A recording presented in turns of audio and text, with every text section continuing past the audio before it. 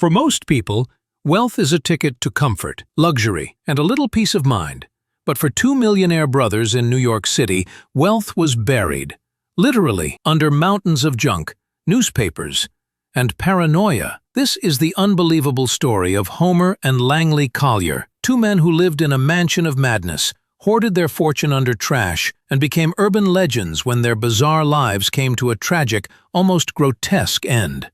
Let's step back to New York City in the early 20th century. Picture Harlem in its genteel days, when brownstone mansions stood proud and well-to-do families strolled down the tree-lined streets. Among them was the Collyer family. Their father, Dr. Herman Livingston Collyer, was a wealthy Manhattan gynecologist with ties to some of New York's oldest and most respected families. Their mother, Susie, came from a prominent lineage herself.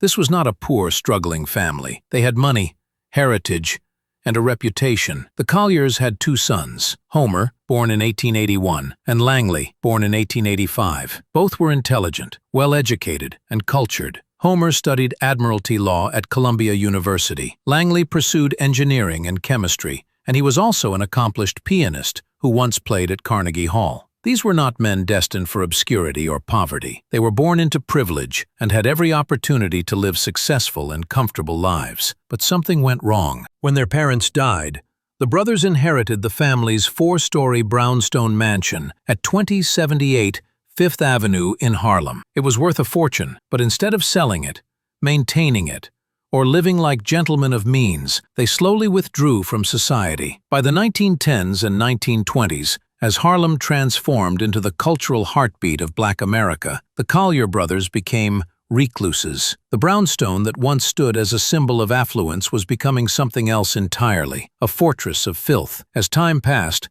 Homer was tragically losing his eyesight, and Langley, his younger brother, began collecting everything. And I mean everything. Pianos, baby carriages, bicycles, pieces of wood, rusty machinery, entire chandeliers, but above all, newspapers, mountains of them. He dragged thousands upon thousands of newspapers into the house because he believed that one day his blind brother Homer might regain his sight and would want to catch up on reading. Langley built tunnels through the piles of debris, turning their home into a labyrinth, with narrow passageways that only the brothers could navigate. The neighbors said it looked like a house swallowed whole by madness. But this wasn't just hoarding. Langley's eccentricity morphed into paranoia. He set up elaborate booby traps inside the house, wiring piles of junk to collapse on intruders. He lived in constant fear that outsiders were after their fortune, and perhaps that fear wasn't entirely misplaced. Rumors swirled in Harlem that the Collyers were sitting on untold wealth, cash, stocks,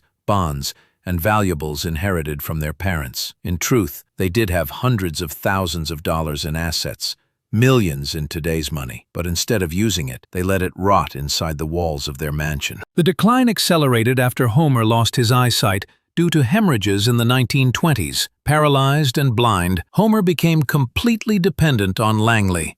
Instead of hiring help, Langley chose to become his caretaker. He believed Homer could be cured through a bizarre diet of 100 oranges a week, black bread, and peanut butter. As Langley collected junk outside, he would push cartloads of food through the narrow tunnels to his brother. Meanwhile, the mansion turned into a grotesque spectacle. Neighbors watched as Langley, wearing a ragged old coat, shuffled through the streets at night, dragging discarded items back to the house. Some swore they saw him pushing pianos and car parts down Fifth Avenue. Children taunted the mansion, calling it the haunted house of Harlem, but nobody dared step inside. By the 1930s and 1940s, Harlem had changed, but the Collyer mansion stood like a crumbling relic. The brothers refused to pay for utilities, so they lived without electricity, gas, or running water. They tapped into a fire hydrant down the street for water. They used a small kerosene heater for warmth, and through it all, their fortune, stocks, bonds, savings, sat untouched, buried under piles of trash. And then the end came. On March 21, 1947, neighbors complained to the police of a terrible smell coming from the mansion. Officers arrived but were unable to gain entry. Every door and window was blocked by junk. It took them 5 hours to tunnel through the debris before they found Homer Collyer's body slumped in a chair. He had starved to death. His once brilliant mind and promising career had ended in filth and squalor. But where was Langley? Police suspected foul play. Rumors flew. Had Langley run away? Was he hiding with the family fortune? The mansion became the center of a media frenzy.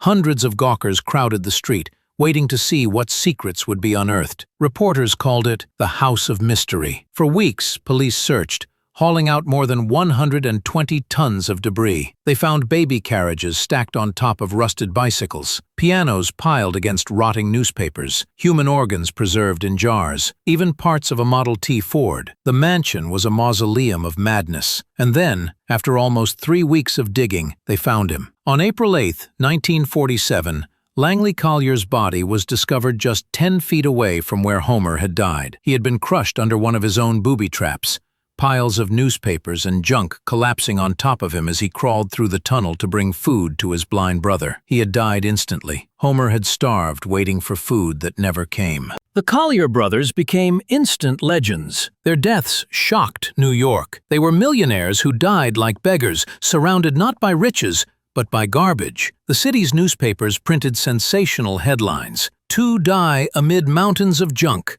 "Millionaire misers hoard trash in Harlem mansion." They became symbols of eccentricity, paranoia, and the dangers of hoarding. The mansion itself was torn down in 1947, but the legend lived on. The site at 2078 Fifth Avenue is now a mini-park, known as Collyer Brothers Park. It stands as a strange reminder that wealth without wisdom can become a curse. Because here's the truth. Homer and Langley had everything: money, education, opportunity. They could have lived in comfort, hired the best doctors, and enjoyed their wealth. Instead, they let fear, paranoia, and obsession bury them alive in their own fortune. They weren't victims of poverty. They were victims of their own minds. The Collyer brothers' story still fascinates us because it's a grotesque riddle. How do two intelligent, wealthy men end up dead, with one starving to death inside a mansion stuffed with trash? Was it madness?